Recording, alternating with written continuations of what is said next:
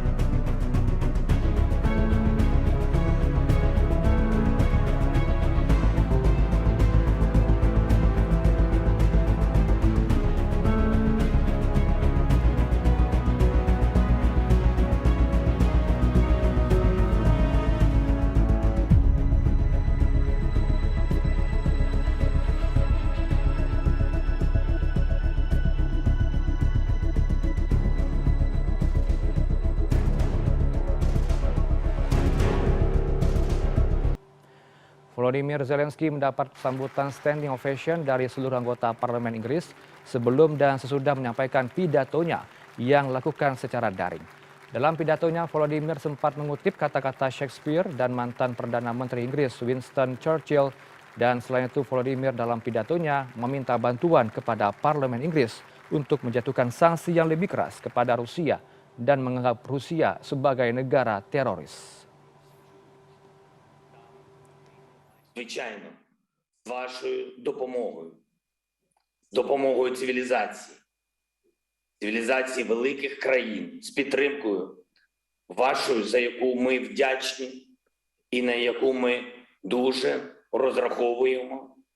І я окремо тобі вдячний, Борисе. Assalamualaikum warahmatullahi wabarakatuh. Shalom, damai sejahtera bagi kita semua. Om Swastiastu, Namo Buddhaya, salam kebajikan. Nama saya Dilan Reto Satya di Powellmart dengan nomor induk mahasiswa D1A0191158. Di sini saya akan memaparkan analisis saya mengenai konflik yang terjadi antara Rusia dan Ukraina. Bagaimana keikutsertaan NATO dalam konflik Rusia-Ukraina dan peran PBB sebagai organisasi internasional dengan tujuan damai?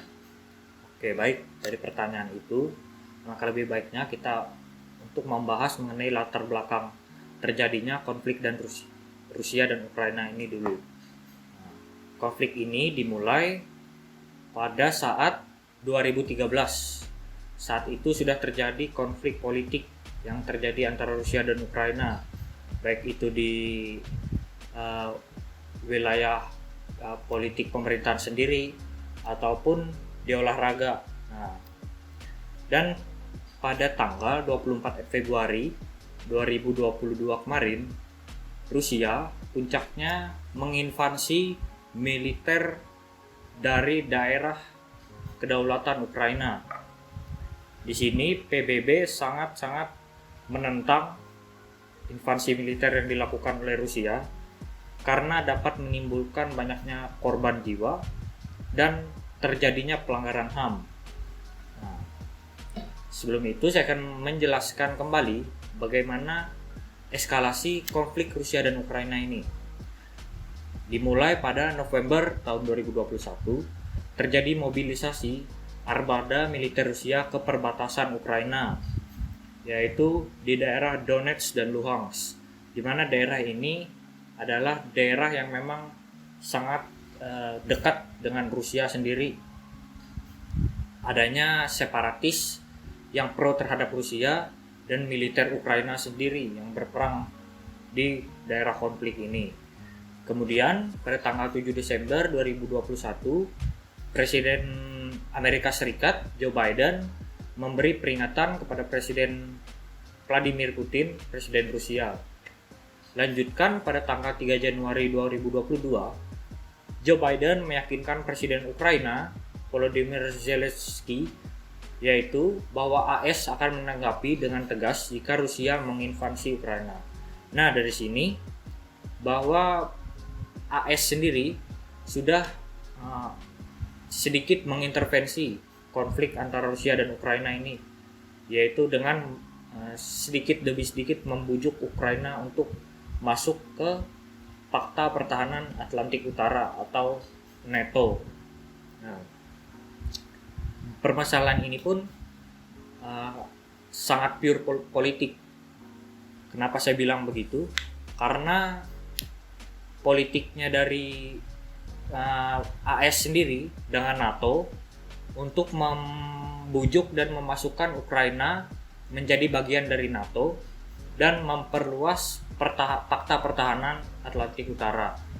Nah, di situ Vladimir Putin ingin menjaga kestabilan dan pertahanan negaranya sendiri, terkhusus untuk negara-negara Blok Timur di Pakta Pertahanan Warsawa. Presiden Vladimir Putin memiliki politik untuk kembali memiliki hubungan yang baik dengan Ukraina. Maka dari itu konflik ini sebenarnya terjadi dengan banyaknya masalah politik yang terjadi, baik itu di dalam internal Rusia dan Ukraina sendiri maupun dengan negara-negara lain. Vladimir Putin sendiri ingin agar Ukraina ini menjadi memiliki hubungan dengan Rusia yang baik, maksudnya agar dapat membangkitkan kembali pertahanan dari Pakta Pertahanan Warsawa dan kembali menstabilkan kondisi dari pertahanan dunia, pertahanan global. Seperti yang kita tahu juga bahwa NATO ini sangat besar sekali kekuasaannya terhadap beberapa negara di seluruh dunia ini, termasuk di daerah Asia dan beberapa negara di Oseania seperti Australia dan Islandia Baru, Malaysia, Singapura.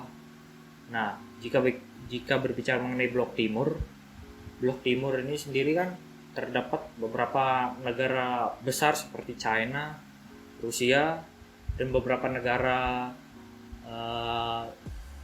seperti Polandia. Nah, begitu.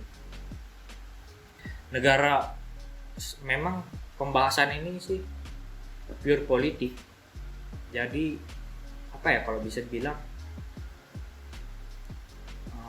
sebagai mantan intelijen KGB, Putin sendiri ingin agar negaranya ini terjaga dan di kemudian hari tidak bisa diintervensi oleh NATO. Makanya Putin sangat keras sekali menanggapi bahwa jika Ukraina ingin masuk ke dalam Uni Eropa ataupun NATO di kemudian hari. Jikalau Ukraina masuk ke dalam NATO, maka NATO sendiri dapat dengan leluasa untuk mengintai dan membuat pangkalan militer di dekat perbatasan Rusia, yang mana itu sangat rentan dan sangat darurat untuk pertahanan Rusia. Maka Putin sebelum Ukraina masuk ke NATO, dia melakukan politik sendiri untuk mendemilitarisasi daerah Ukraina, negara Ukraina.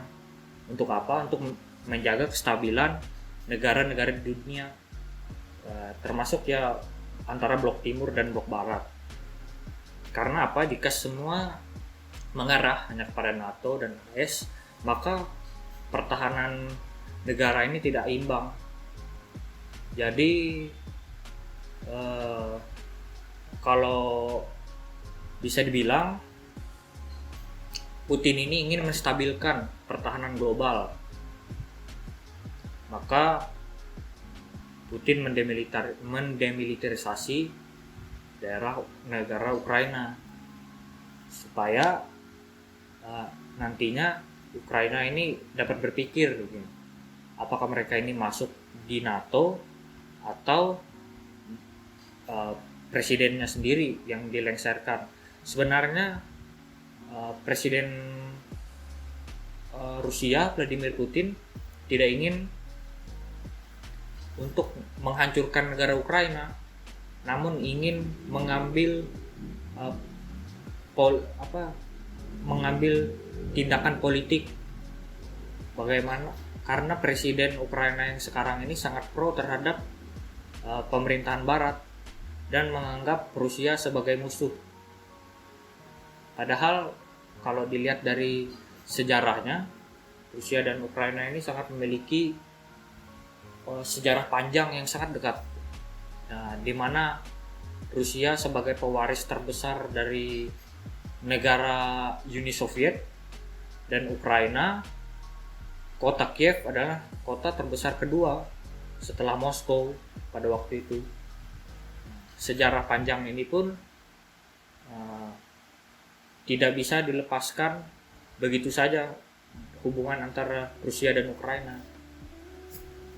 Kalaupun di kemudian hari Rusia ingin memiliki hubungan yang lebih dekat sama Ukraina, maka itu kan jauh lebih baik dibanding kalau semua negara-negara bekas jajahan,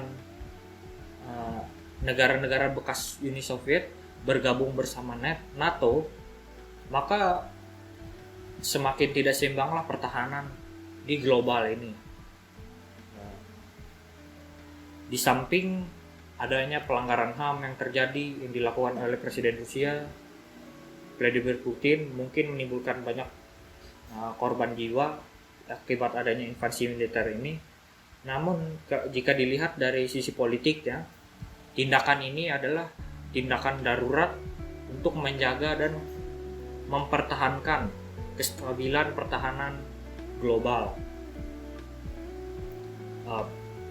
Kalau secara kita lihat, media-media sekarang sangat mempropaganda agar semua ini mengarah untuk menghentikan perang dan menghentikan adanya gugurnya nyawa karena terjadinya perang ini. Namun di sisi lain, Amerika Serikat pun tidak berkaca. Mereka juga pernah mengintervensi negara-negara di Timur Tengah seperti Irak, Libya, Suriah, Afghanistan. Amerika Serikat sangat mengambil tempat di sana dan memiliki intervensi. Apalagi ditambah dengan intervensi Amerika Serikat pada saat Israel menyerang Palestina. Apakah itu tidak memiliki double standar? Amerika Serikat sendiri bersama dengan NATO dan beberapa negara di Barat sangat menentang keras invasi militer yang dilakukan oleh Rusia. Namun mereka tidak berkaca dengan apa yang mereka lakukan terhadap negara-negara di Timur Tengah atas propaganda yang dilakukan oleh media Barat. Maka dari itu, jika semua media hanya memfokuskan yang konflik besar hanya terjadi di Barat, maka itu tidak seimbang. Harus seimbang antara negara Timur dan Barat ini. Seperti yang terjadi di masa lalu, Presiden Soekarno bisa memegang kendali Rusia, yaitu sebelumnya Uni Soviet dan Amerika Serikat, itu bisa duduk berdampingan dan menjadi kestabilan di global ini terjaga begitu.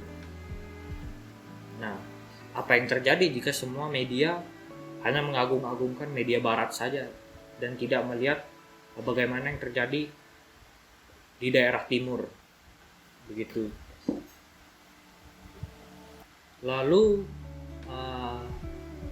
bagaimana peran damai dari PBB itu sendiri? Peran damai PBB itu sendiri seperti yang kita tahu, 65% dari Dewan Keamanan dan hak suara yang ada di PBB semua banyak kendali dan dipegang oleh NATO itu sendiri. Dengan adanya Prancis, Inggris, lalu Amerika Serikat di Dewan Keamanan, maka negara-negara Barat sangat memiliki peran besar dalam PBB ini sendiri. Maka secara politik itu tidak ada terjadi keseimbangan dengan beberapa negara di timur. Maka dari itu mungkin ada kecemburuan sosial juga dari Amerika Serikat terhadap negara-negara timur. Kita tahu sekarang negara-negara timur mulai berkembang dengan adanya ekonomi seperti China yang sekarang sudah memiliki ekonomi yang pesat, dan bisa dikatakan secara data ekonomi China sekarang berada di urutan 1. Lalu jika terjadi konflik antara Rusia dan Ukraina, jika AS membantu Ukraina untuk menangani masalah ini dan Rusia bisa dibantu oleh China. Karena apa? Karena pembekuan yang dilakukan oleh blok barat terhadap ekonominya Rusia, China secara terang-terangan tidak menyalahkan tindakan militer yang dilakukan oleh Rusia, karena itu demi kepentingan dan kestabilan global, pertahanan global. Nah, lalu kembali ke intinya lagi, apa sih peran damai dari PBB jika suara terbesar yang dimiliki di Perserikatan Bangsa-Bangsa kebanyakan dipegang oleh negara-negara yang berada di naungan NATO? Apakah negara-negara timur tidak memiliki suara untuk memiliki jaminan dan memiliki pertahanannya sendiri?